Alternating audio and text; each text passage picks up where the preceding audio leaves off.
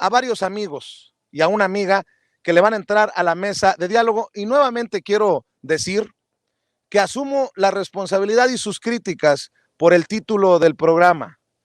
Créanme que yo escribo los títulos y nunca ha sido mi intención apostarle al amarillismo, y ustedes nos conocen. El hecho de que haya puesto Andrés Manuel López Obrador al hospital es porque así sucedió, porque fue al hospital el presidente Andrés Manuel López Obrador y no tenía la intención de ser un título amarillista. Es lo que ocurrió, es lo que informó Jesús Ramírez Cuevas, y ahí queda. Pero insisto, porque los aprecio, porque los respeto, porque sé que tenemos una audiencia diferente e inteligente, los leo a todos. Y muchas gracias por sus críticas. Como siempre les digo, que uno crece con el respaldo, pero crece más con la crítica constructiva. Le agradezco a María de los Ángeles Huerta del Río, comunicadora, exdiputada federal de Morena por el Estado de México, que nos acompañe para hablar sin censura. María de los Ángeles, te saludo con mucho gusto. Buenas tardes, buenas noches. Hola, querido amigo, ¿cómo estás? Bonito escenario. Estoy segura que, como tú lo dices, es uno de los pueblos o el pueblo más bonito, mágico de ahí del norte de México. Se ve muy bonito. Supongo que es el festival cultural que nos anunció nuestra querida responsable de cultura de allá de Sí. Sonora. Ok. ¿Vas a cubrir o estás cubriendo el evento? Aquí estamos, esperando también que llegue por aquí Beatriz Aldácola, directora del Instituto Sonorense de Cultura. Déjame saludar también, querida María de los Ángeles Huerta del Río, al diputado federal por Tabasco y representante de Morena ante el Consejo General del INE, Mario Rafael Yergo. Gracias, diputado, por hacer posible esta mesa de diálogo, este enlace. ¿Qué tal, Vicente? Muy buenas tardes, como siempre, muy agradecido ahí por esta invitación. Saludo a tu amplio auditorio y a quienes hacen posible este esfuerzo informativo que tú coordinas. Muy buenas tardes y a tus órdenes. Gracias, diputado, y saludo al columnista, analista político y miembro de esta familia sin censura, Norman Pearl. Norman, te mando un abrazo a ti hasta Querétaro. Vicente, bueno, pues aquí estoy como siempre, muy pendiente de la evolución política del país a través de, vamos, que da testimonio a este programa, ¿no? Sin Censura, que tiene tantos y tantos seguidores, suscriptores, y que seguramente cada día serán más. Déjenme iniciar, si me permiten, con Mario Rafael Yergo, el diputado representante de Morena ante el INE, porque, diputado, nada más falta que el INE, de la mano de Lorenzo Córdoba, empiece con sus tarugadas, como ocurrió en el pasado proceso, que bajaron las candidaturas de Félix Salgado Macedonio en Guerrero, del profe Morón en Michoacán. Ahora veo que el INE ordena suspender spots de pre-campaña de Morena en Tamaulipas. Así lo dice el INE. Spots de pre-campaña de Morena en Tamaulipas. ¿Qué es lo que sabes de esto, diputado? Efectivamente, Vicente, como bien consignas, el día de hoy sesionó la Comisión de Quejas y Denuncias del Instituto Nacional Electoral, y que es integrada esta comisión por nada más y nada menos que el enemigo de la democracia, el enemigo de este movimiento, el consejero Ciro Murayama, la consejera Zavala y la consejera, perdón, se me escapa el nombre ahorita, pero que votó en contra del proyecto que presentó Ciro Murayama, que fue quien le tocó conocer de este tema. Perdón, la consejera Favela. La consejera Favela, son los tres consejeros que integran esta comisión de quejas y denuncias, y decirle y compartir con tu auditorio que previo a que Morena pues hiciera uso de las pautas de radio y televisión de los 6 precandidatos a gobernadores del estado, como bien sabrán, este año se van a renovar 6 gubernaturas: Quintana Roo, Oaxaca, Hidalgo, Tamaulipas, Aguascalientes y Durango. Nosotros, como parte de nuestra responsabilidad desde la representación de Morena ante el Consejo General del Instituto Nacional Electoral, hicimos una consulta a la Unidad Técnica de Fiscalización a efecto de que nos clarificara los actos de precampaña, específicamente con precandidatos únicos. La Unidad Técnica de Fiscalización, ante esta consulta, nos respondió exactamente qué debían y qué no debían hacer los precandidatos únicos. Y bueno, dentro de las actividades, dentro de las acciones que los propios precandidatos únicos de Morena pueden hacer, está desde luego los spots de precampaña, siempre y cuando sus contenidos estuviesen dirigidos hacia la militancia de Morena, atendiendo también las propias directrices de la Comisión Nacional de Elecciones. Y a nosotros nos parece poco coincidente que hoy, en la sesión de la Comisión de Quejas y Denuncias, a instancia de una queja presentada por los aliados del Consejo General del INE, por el partido Acción Nacional, en contra de un spot de nuestro precandidato único en Tamaulipas, Américo Villarreal, pues hayan hoy aprobado medidas cautelares para bajar ese spot con un nuevo criterio, con un nuevo argumento, en el sentido de que sostiene Ciro Murayama y la consejera Zavala, de que el haber utilizado la frase de legislador y haberse pronunciado también como doctor de profesión, simple y sencillamente a criterio de ellos, rompía con la equidad en la contienda, en el sentido de que ya el mensaje en ese spot no iba dirigido a la militancia y a los simpatizantes de Morena, sino que prefiguraba ya una campaña electoral, cosa que la Sala Superior se ha pronunciado en el sentido de que los precandidatos únicos pueden hacer precampaña, pueden hacer uso del tiempo pautado en radio y televisión a los partidos políticos. Y desde luego que a nosotros nos parece una asonada más de Ciro Murayama y de los consejeros aliados en contra del movimiento, en contra de nuestros precandidatos. Desde luego que vamos a recurrir este exceso de la Comisión de Quejas y Denuncias, en donde claramente se ve el dolo, la mala fe y el exceso de Ciro Murayama y de la consejera Zavala, aprobando medidas cautelares para bajar este spot y modificarlo en su contenido. Desde luego que nos parece parte de la estrategia de estar de manera permanente y sistemática en contra de Morena y de sus precandidatos. Así es como abre el proceso 2022 Lorenzo Córdoba y los consejeros aliados en contra de la Cuarta Transformación, Vicente.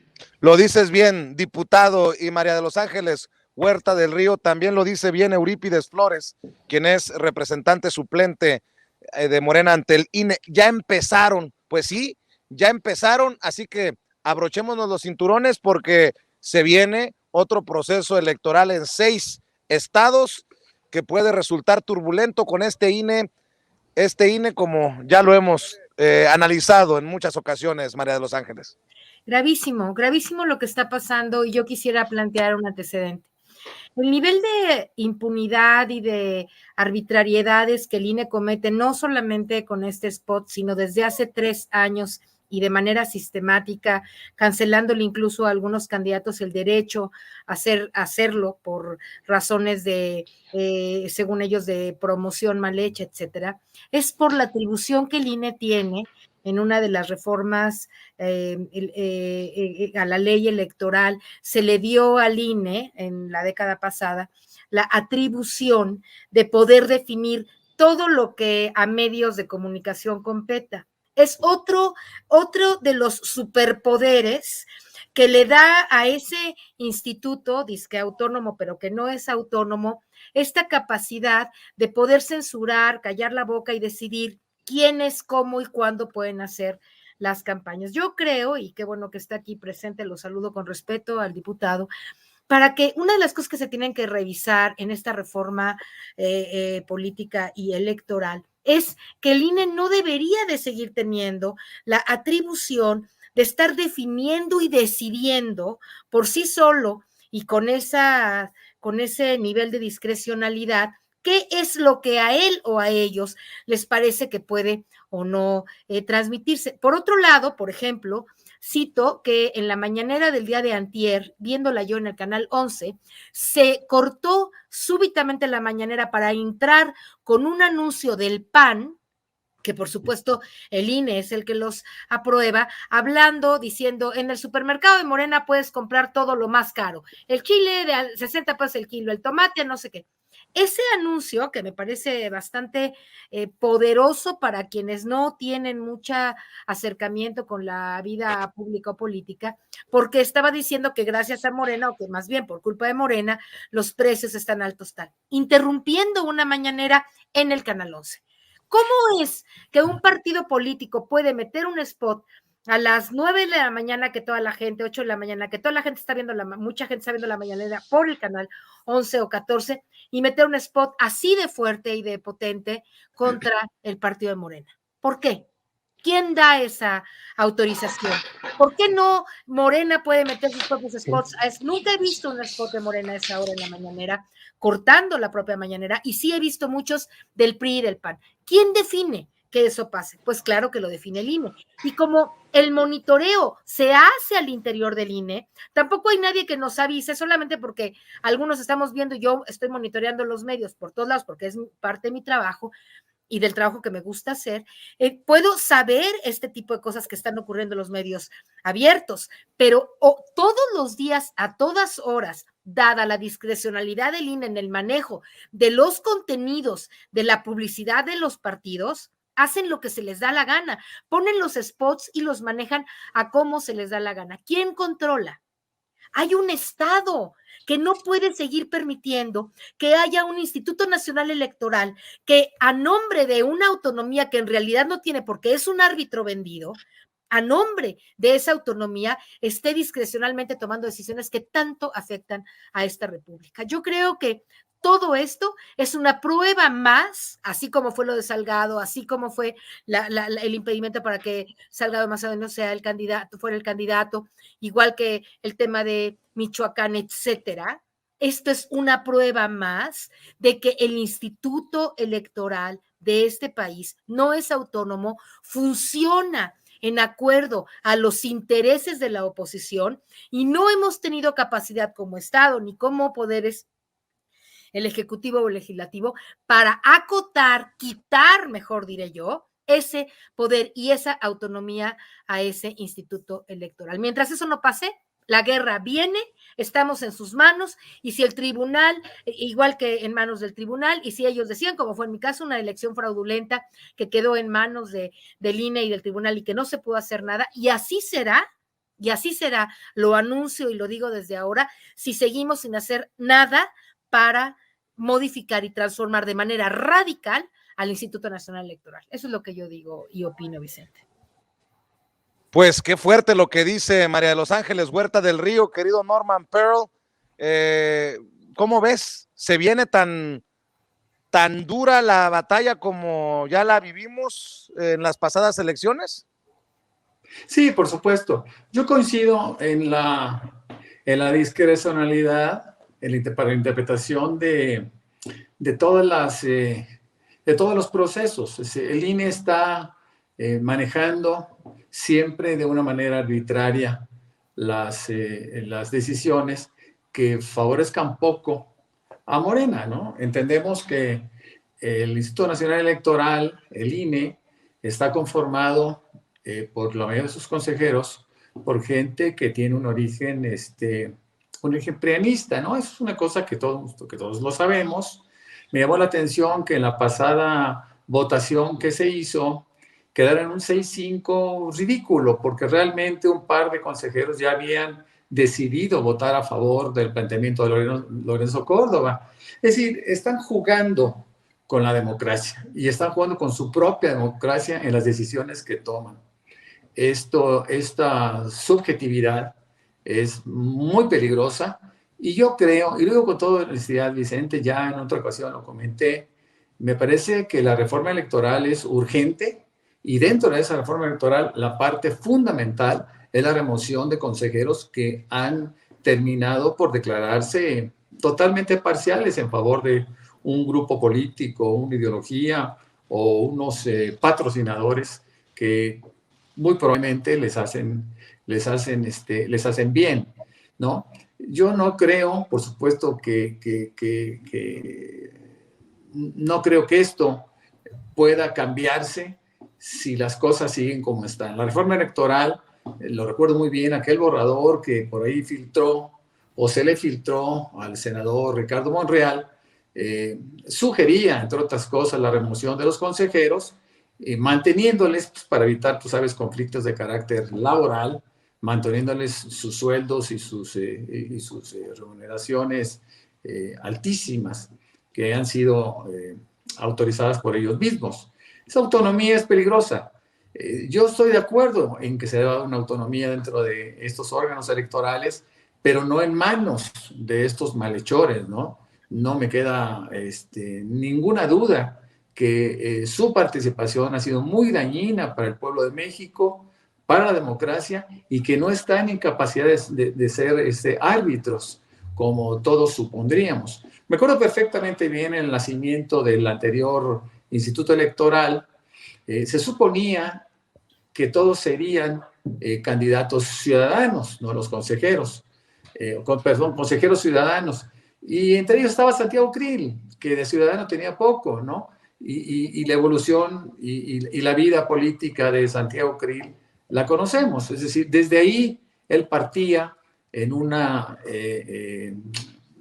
control que se tenía por parte de su partido sobre las decisiones de carácter electoral. Fíjate, qué peligroso es esto, Vicente. No son cosas que nosotros podamos pasar por alto. Insisto, la reforma electoral es urgente y ojalá que en el mes de abril se pueda incorporar como parte de la agenda del Congreso y finalmente podamos tener un instituto a la altura del pueblo de México. Y mientras llega la reforma electoral y mientras se le pone un hasta aquí a la subjetividad para aplicar los reglamentos y se le pone un límite a la soberbia de Lorenzo Córdoba, ¿cómo confiar en un proceso en el que el INE es el árbitro? Diputado Mario Yergo, tú eres representante de Morena ante el INE. ¿Qué le dices a la gente que va a votar en 6 estados por gobernador, por gobernadora, cuando el INE es el que pues está ahí con la mano, la lengua y la cola metidas hasta el fondo? Mira, Vicente, en tanto eso ocurre, en tanto se aprueba la reforma político-electoral que ha puesto en la agenda nuestro presidente de la República, continuaremos con la ley en la mano, apelando los excesos, apelando esos acuerdos que transgreden. Y hasta las burlas, diputado, por esto de al chipotle. No es una ofensa para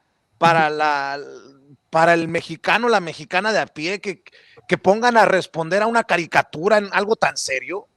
Es un exceso, Vicente. Nosotros ya solicitamos vía transparencia que nos puedan informar cuánto costó el diseño de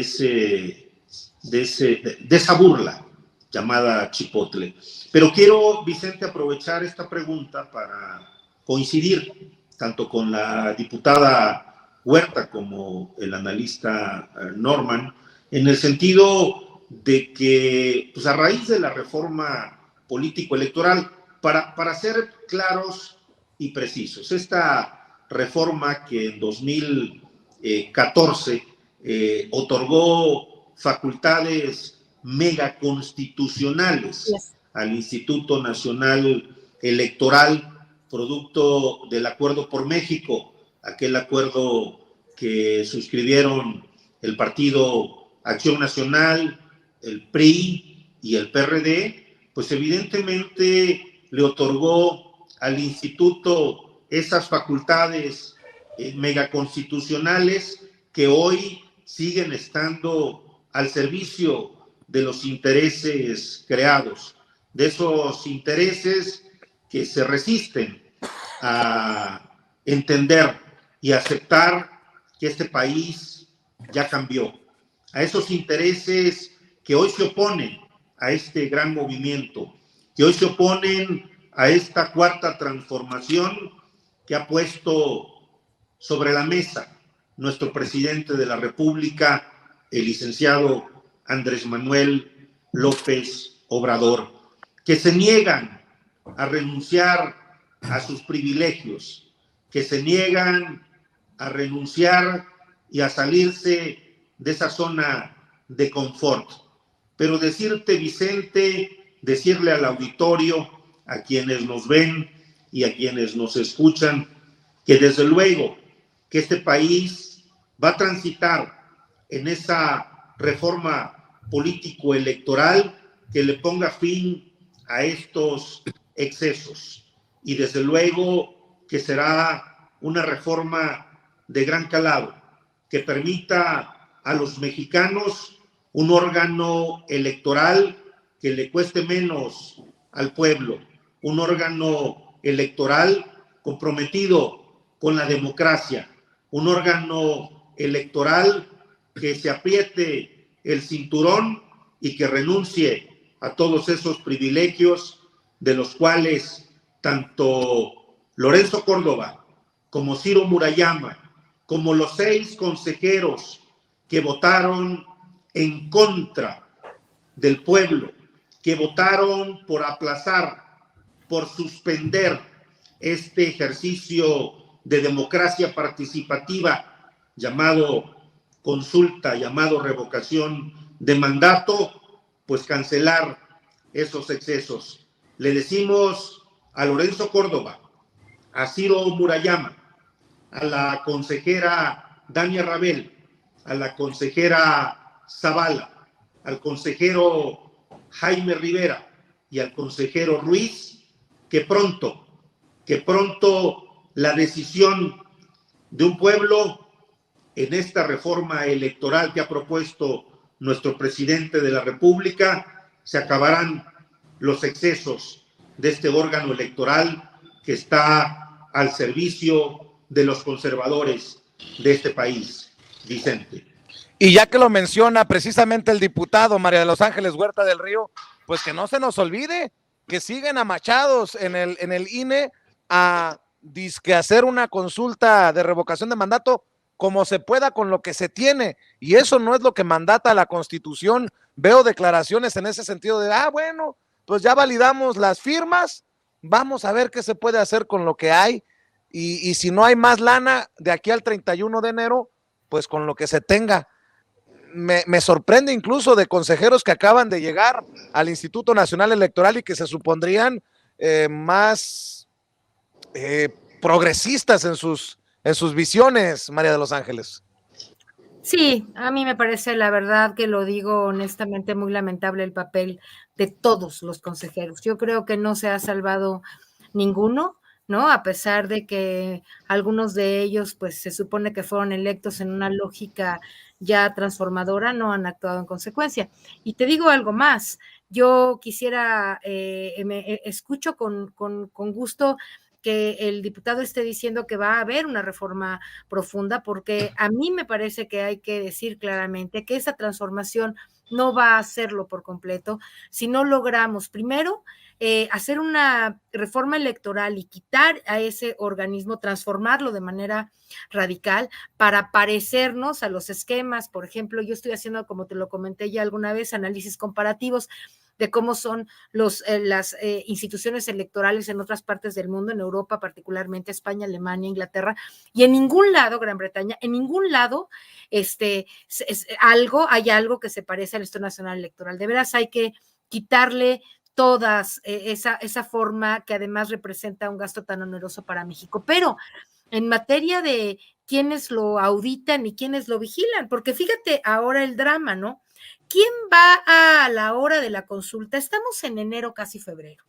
Ellos están diciendo que lo van a armar para el 10 de abril, o sea, en 2 meses. Ni siquiera han terminado, según ellos, de contar, o acaban de terminar ayer, ¿verdad? O hoy, de contar que los votos en efecto son los suficientes para, para la petición de la consulta. O sea, en 2 meses van a tener que armar el tamaño de una elección. Y por supuesto, en términos de casillas, en términos de ubicación, en términos de todo lo que se necesita para articular esta gran consulta. Por supuesto lo van a hacer mal. Yo no tengo la menor duda de que lo van a hacer mal, de que no van a estar las casillas adecuadamente puestas ni al acceso de toda la gente, como ya pasó en la consulta anterior a presidentes, que en el caso, por ejemplo, de Naucalpan, en donde tenían que estar las casillas, no estuvieron. Yo tuve que buscar casi por media hora en coche mi casilla porque no encontraba la que dijeron que estaba, no estaba. En fin, yo por poco no puedo votar, tuve que gastar más de 1 hora de mi tiempo y gasolina, etcétera, para poder dar muchas vueltas y encontrar finalmente una casilla que me correspondiera. Y eso, si eso pasó en la consulta de los expresidentes, imagínate con toda esta problemática que ha habido, lo que va a pasar en la consulta para que viene en abril. Y yo te comento algo, ¿quién va a reclamar? ¿Quién va a vigilar? ¿Quién va a decir que no fue adecuadamente puesta su casilla, que no pudo votar, que quién contó los votos, cómo los contaron, dónde están? Todas esas anomalías que van a ser, yo me atrevo a decir que miles o cientos de miles, ¿quiénes la van a acreditar? Va a haber la suficiente infraestructura para poder decir que el INE, a pesar de que se gastó los 3 mil millones de pesos que se tiene que gastar para que esta elección funcione, ¿quién va a vigilar al INE? ¿Quién vigila al disque árbitro, al disque vigilante? ¿Quién le va a pedir cuentas? Esta es la gran tragedia. La gran tragedia de este país es que estamos en manos de un impune, de un corrupto, de un árbitro vendido, que es el Instituto Nacional Electoral, con todos sus consejeros, particularmente con Murayama y Lorenzo, y no hay quien, fíjate bien lo que estoy diciendo, no hay autoridad hasta este momento que pueda tener la capacidad de vigilar que en efecto el INE está o no cumpliendo con su deber. Porque ellos dicen que van a hacer la consulta el 10 de abril, y repito, para el 10 de abril faltan 2 meses. Hay ya la posibilidad, la estructura montada, todo el trabajo que hay que hacer, que es brutal, para que se pueda hacer una elección del tamaño de la elección federal que es, la ley obliga a Lorenzo Córdoba. Creo que no, creo que lo va a hacer todo mal. ¿Y quién le va a reclamar? ¿Cómo lo vamos a quitar? Yo le pregunto al abogado, porque el diputado además es un gran abogado, debes tú también saberlo, Vicente, te pregunto, diputado, ¿es posible que si esta elección tiene grandes fallos, con eso sea el argumento suficiente para poner a Lorenzo Córdoba Murayama y de una vez a todos los consejeros afuera por fracaso, un fracaso más, porque ha habido muchos y hay que contabilizarlos por favor, porque son muchísimos los fracasos del INE para realmente hacer una buena vigilancia de las elecciones, para no hablar del 2006, el caso Monex, etcétera, etcétera. Hay capacidad para que esta elección o esta consulta popular fracasa por culpa del INE, se le pueda jurídicamente de alguna manera imputar a los consejeros esa falla o ese fracaso? Tomás, perdón, Mario. Sí, Vicente, comentarte y compartir con el auditorio que la propia Ley Federal de Revocación de Mandato y el propio acuerdo aprobado por el Consejo General del Instituto Nacional Electoral prevé que los partidos políticos podrán acreditar representantes en cada una de las casillas que finalmente apruebe el Consejo General del Instituto Nacional Electoral. Desde luego que nosotros, como comprometidos con este movimiento y desde luego con esta iniciativa de la Cuarta Transformación que impulsó este ejercicio de democracia participativa, como lo es la revocación de mandato, vamos a ir dándole puntual seguimiento, como lo hemos venido haciendo, y con la ley en la mano, desde luego, recurrir a los órganos jurisdiccionales, en este caso, la Sala Superior del Tribunal Electoral del Poder Judicial de la Federación. Aquí solo falta que la propia Secretaría de Hacienda responda la solicitud que hizo el Instituto Nacional Electoral y también que la propia Suprema Corte de Justicia de la Nación resuelva la controversia constitucional en el tema presupuestal. Desde luego que nosotros coincidimos con el Ejecutivo Federal en el sentido de que no se podrán cancelar ningún programa de carácter social y que definitivamente no hay margen para poder disponer de recursos. Lo que sí vamos a estar insistiendo es en que no han querido renunciar a sus privilegios, no han querido echarle la mano al fondo para atender el rezago laboral, no han querido renunciar al seguro de gastos médicos mayores, no han querido renunciar al fondo de retiro voluntario, no han querido renunciar al fondo para atender la infraestructura inmobiliaria, no han querido bajarse el sueldo. Y bueno, todos esos fondos andan por el orden de los 2.900 millones de pesos. Nosotros aún vamos a estar insistiendo en que tienen que hacer un verdadero ejercicio exhaustivo de austeridad republicana. Y Norman, tú también ves a un gran impune en Lorenzo Córdoba, en Ciro Murayama. Sí, ellos están trabajando en un entorno de impunidad total. Saben perfectamente bien que los procesos jurídicos son lentos, saben perfectamente bien que, por ejemplo, en este caso, regresando al tema de Tamaulipas, cuando cancelan la posibilidad de que se tengan esos spots, bueno, pues lo hacen perfectamente, sabiendo perfectamente bien que si se judicializa, si se acude, por ejemplo, al Tribunal Electoral del Poder Judicial de la Federación, pues ellos darán una respuesta, siempre también bajo otra interpretación, etcétera. Finalmente es el mismo grupo, ¿no?, que está en manos, es decir, el mismo grupo tiene el poder sobre el INE y sobre el Tribunal Electoral del Poder Judicial de la Federación. Déjame decirte, en una reflexión objetiva, la campaña electoral en Tamaulipas empezó hace muchos años. Empezó con gobernadores priistas y después panistas, todos ligados al narcotráfico, a excepción de Américo Padre. que fue un gobernador bastante aceptable desde mi punto de vista. Yo soy tamaulipeco, de tal forma que, bueno, pues le he dado seguimiento a la política en mi estado y, bueno, pues sé perfectamente bien que ellos ya hicieron una campaña y los tamaulipecos están conscientes de ello. Cabeza de Vaca es quizá uno de los gobernadores más voraces que ha habido de la mano del narcotráfico, tal suerte que, bueno, pues estamos esperando que termine su periodo y se ponga en manos de la fiscalía, ¿no? Y vamos a ver hasta dónde vamos a llegar. Todo esto representa una verdadera campaña en contra del prianismo en el estado de Tamaulipas, de tal suerte que si alguien inició la campaña, fueron ellos.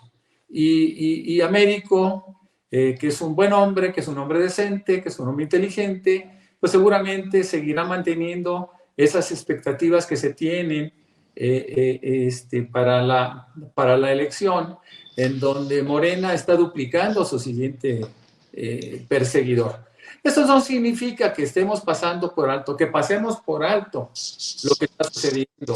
Sabíamos perfectamente bien en el tema de Guerrero y en el tema de Michoacán que se iba a ganar con relativa facilidad, prácticamente con el candidato que se pusiera. Pero no se trata de eso. Yo creo que hay que, y para eso está el representante. Yo fui representante 3 años de Morena ante el Instituto Electoral del Estado de Querétaro, y por cierto, en un estado absolutamente panista, donde éramos y seguimos siendo una oposición.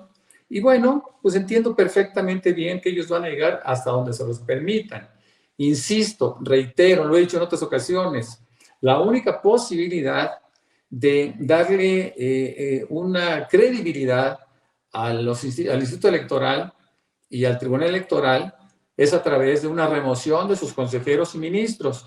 Y yo creo que no se puede pasar por alto que la reforma política electoral, que seguramente se mandará al Congreso en el mes de abril, será un cambio o será una opción de cambio magnífico para terminar con todo estos procesos de largo aliento que ha tenido la oposición durante periodos neoliberales, como diría el presidente, con el control absoluto de las decisiones de los partidos. Morena me parece que sí está haciendo un trabajo extraordinario, sí, en términos de participación y tratando de puntualizar cada cosa que no favorezca a la democracia en México, ¿no? Yo por ello los felicito. ¿Por qué no cerramos precisamente aquí, querido Norman Pearl? Dejamos aquí esta mesa de diálogo. ¿Por qué no cerramos invitando a la gente para que te siga y te apoye en redes sociales y te lea en los diferentes espacios en los que publicas? Claro que sí, con muchísimo gusto. Mira, por lo pronto, yo les pediría que me localicen en Twitter como Norman F. Pearl, con el mismo nombre, Norman F. Pearl. Me pueden ubicar en Facebook, en la página personal y en la fanpage. Escribo, y además lo hago con mucho gusto, para diferentes portales, La Lupa MX, está también Manifiesto 21, muy cercano a Morena, y por otro lado está Reporte 32 MX, que tiene cobertura en en todos los estados del país, y que además distribuye con diferentes diarios mis artículos, algo que siempre he agradecido. Muchas gracias. Agradezco A todos. Te agradezco, Norman, por haber llegado a esta mesa de diálogo. María de los Ángeles Huerta del Río, ¿en dónde te ubican a ti? Gela Huerta en todas mis redes, en todas las redes, Facebook, Twitter, Instagram, querido Vicente. Muchas gracias por la invitación. Un saludo muy respetuoso al diputado. Creo que todos nos sentimos muy orgullosos de tener un hombre valiente, un guerrero, sin ninguna duda, que ha estado dando una batalla muy complicada y que sabemos que tiene la fuerza, la inteligencia y la capacidad para seguirla dando, porque de muchas maneras, pues él nos representa a todos los que queremos un INE verdaderamente transformado y un país ¿no? En donde haya un instituto electoral a la altura de esta cuarta transformación. Los saludo a todos respetuosamente, Vicente. Gracias por la invitación. Gracias, María de los Ángeles Huerta del Río. Y diputado Mario Yergo, cerramos invitando a la gente para que siga lo que usted publica también en redes sociales, porque necesitamos a un pueblo, a la raza más avispada que nunca. Por supuesto, Vicente, agradecerte como siempre la invitación, agradecer los comentarios de mi compañera, la diputada Huerta, del analista Norman. Estamos ahí como @Mario Yergo en Twitter, Mario Rafael Yergo Laturnerí en Facebook, y también nuestra página como Mario Yergo, y como Instagram, Mario Yergo _ y bueno, pues vamos a estar ahí con la ley en la mano, defendiendo nuestro movimiento, defendiendo la cuarta transformación, y agradecerte como siempre este espacio. Saludo a tu amplio auditorio. Muchas gracias, Vicente, diputada Huerta y Norman. Muchas gracias, diputado. Gracias, Norman. Gracias, Gela. Estamos al pendiente. Que descansen. Y muchas gracias. Nos vemos muy pronto en otra mesa de diálogo. Y aquí, amigos, amigas, regresamos en breve. Pero mientras seguimos hablando sin pelos en la lengua, sin censura, usted puede suscribirse a nuestros 3 principales canales en YouTube. Sin Censura Media, en donde tenemos más de 1,600,000 suscriptores. Sin Censura TV, en donde tenemos más de 1 millón de suscriptores. Y en Sin Censura Presenta, en donde queremos llegar muy pronto a los 100,000 suscriptores. Si usted ya está inscrito en Sin Censura Media, suscríbase en Sin Censura TV. Si ya está suscrito en Sin Censura TV y Sin Censura Media, suscríbase a Sin Censura Presenta. Recuerde que es gratis, no tiene que sacar un solo centavo de su bolsillo para apoyarnos. Dele clic en la campanita para que los señores y señoras de YouTube envíen las notificaciones cuando estemos transmitiendo en vivo y en directo o estemos subiendo videos. También nos puede seguir en Twitter en @Vicente Serrano y hasta en Instagram. Ojo, también estamos en Instagram. Son nuestras redes sociales y con el apoyo de ustedes seguimos creciendo, porque con ustedes todo, sin ustedes nada.